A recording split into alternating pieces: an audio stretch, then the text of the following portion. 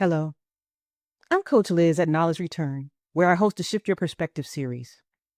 Today, I'll be very clear about the subject I'm going to talk about because if you're familiar with the Shift Your Perspective series, you'll notice that there's an underlying theme to the content.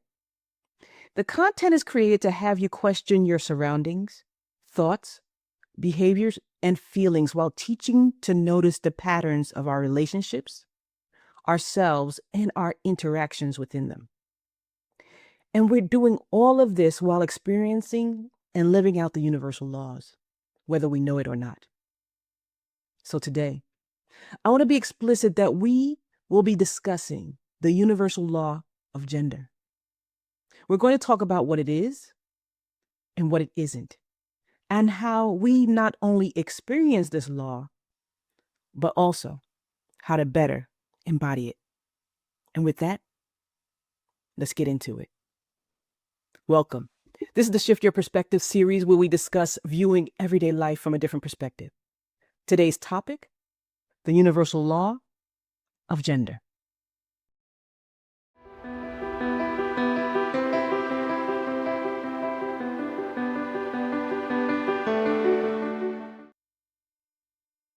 I thought it was very relevant to be explicit in today's topic because there's a lot of misinformation about the terms gender, masculinity, and femininity. And much of the miscommunication and misinformation is because the understanding or definition has shifted over time. And is often misunderstood because people hear the word gender through a modern lens. So, for the purpose of this discussion, the word gender does not mean male or female. It refers to the complementary qualities that exist throughout creation and within every human being. These qualities work together as a process of growth, creation, balance, and our wholeness. Every one of us expresses both the masculine and feminine attributes. So when we talk about the universal law of gender, we are not talking about biological sex, identity, or social roles. We're exploring something much older, a pattern that appears throughout nature, throughout creativity, throughout human development, and throughout our everyday lives. So in this context, gender is describing how creation unfolds, and that includes you. Remember, across many philosophical and spiritual traditions, gender refers to complementary qualities that exist throughout life, not opposites, but complements. Two movements, two expressions, two forces that work together. One initiates, one receives. One projects, one nurtures. One directs, one develops. One penetrates, one cultivates. Neither is superior. Neither is complete by itself. Creation happens because both participate. Now, look at your environment. Look at nature. Notice when a seed is planted, the soil receives it. When the rain falls, the earth absorbs it. The day gives activity while the night allows restoration. Breathing itself follows the same rhythm. Inhale, exhale. Contraction, expansion. Giving, receiving. Everywhere we look, life moves through complementary patterns. Even our own ideas follow this law. For example, an inspiration suddenly appears that feels active, like we need to do something, but then it needs patience. And patience enables us to reflect on that idea, which then leads to revision and growth of that idea. Without both, the idea never becomes reality. Now think about building a home. You have a vision in mind on how it should look, but the vision alone doesn't build the home. From the other perspective, what happens if you just have a plan for the home? Still, the plan and planning alone doesn't build the home. And this is where you may hear the phrases, action without preparation creates chaos. Preparation without action creates stagnation. Both action and preparation are required. This is why understanding masculine and feminine qualities is different from labeling people. Masculine qualities and attributes often describe movement toward action, like direction, focus, protection, structure, initiative, and decision.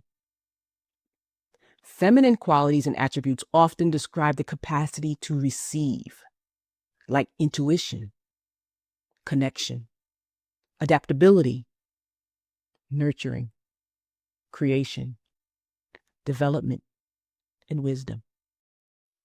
These are qualities, not ownership. No human being possesses only one.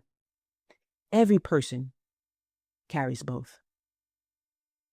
We'll notice this as a compassionate father who demonstrates nurturing, a determined mother that's decisive in her actions, an artist who alternates between inspiration and disciplined practice, a business owner who must dream and organize, a teacher that guides and listens, and a leader who not only acts, but also remains receptive to feedback. You see, life constantly asks us to move between these complementary expressions. Yet many of us were taught something different. Some learn that you only are rewarded for your achievements, while others were rewarded only for their self-sacrifice. Some learned that emotion was weakness, while others learned that speaking boldly was unacceptable. Some became expert at doing things, but forgot how to receive. And others became expert at caring for everyone else while abandoning themselves. Eventually, what begins as a useful strength becomes an imbalance. And this is because one side, one aspect of ourself was asked to carry the entire weight of life. Now, with this understanding, and as we move through life, seeing the pattern is only the beginning. Awareness by itself doesn't transform us. The recognition of these patterns enables us to open the door, and the embodiment of them allows us to walk through it. The universal law of gender isn't describing something happening around us. It's describing something happening within us. Every day, every decision, every relationship, and every challenge. So remember, within each of us lives the capacity to initiate and the capacity to receive, the ability to act and to reflect, the knowledge to build and to nurture what has been built, the strength to stand firmly and to soften when wisdom calls for it. These attributes are not competing parts of ourselves. They are complementary expressions of a whole human being. And life in the universe has a remarkable way of revealing our incompleteness. If you're the type of person who only knows how to give, you will eventually have to learn how to receive. So you'll encounter experiences where you will need to learn how to be open and honest enough to ask for help when you need it. For the one who constantly leads, you must eventually learn to trust another. So in your life, you may encounter relationships and experiences will you need to learn to gracefully let something go and trust the process or the person. For the person who avoids conflict, you'll discover that peace without honesty isn't really peace. You'll find yourself in situations where your boundaries are crossed until you stand up or speak up for yourself. Or if you're the type of person who always takes action, you'll experience life and relationships where you'll be tested to learn that not every problem can be solved by doing more.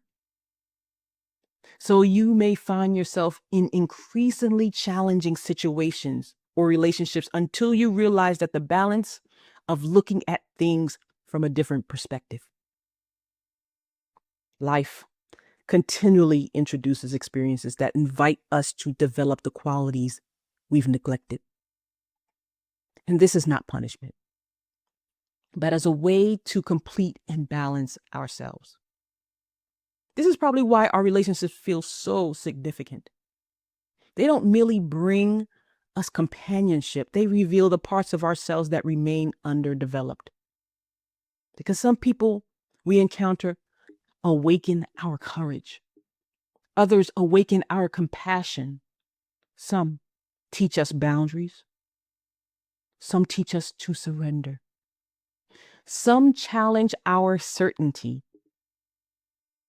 while others remind us to trust. Every interaction becomes an invitation toward our greater wholeness.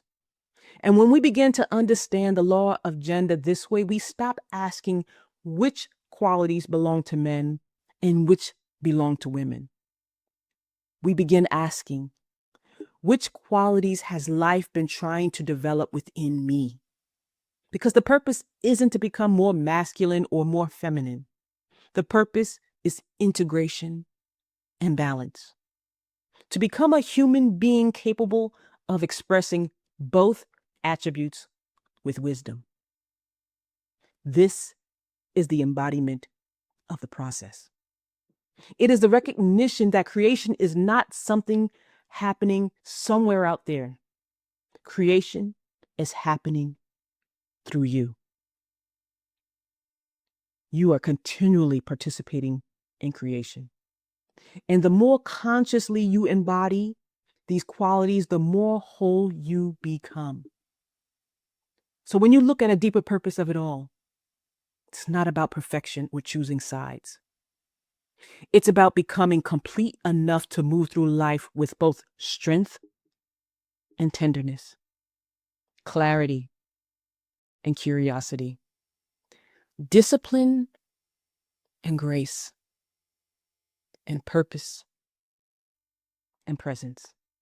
Because wholeness isn't the absence of opposites. It's the harmonious integration of complementary qualities into one conscious human experience.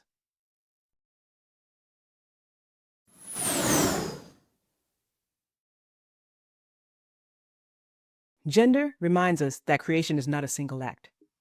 It's an ongoing rhythm, a continual dance between complementary forces expressing themselves through our every aspect of life. When you begin to recognize that rhythm outside of yourself, you become more aware. When you begin to recognize it within yourself, you begin to transform. And when you consciously learn to embody both the active and the receptive, the structured and the intuitive, the courageous and the compassionate, you stop living from fragments of yourself and you begin living from your wholeness.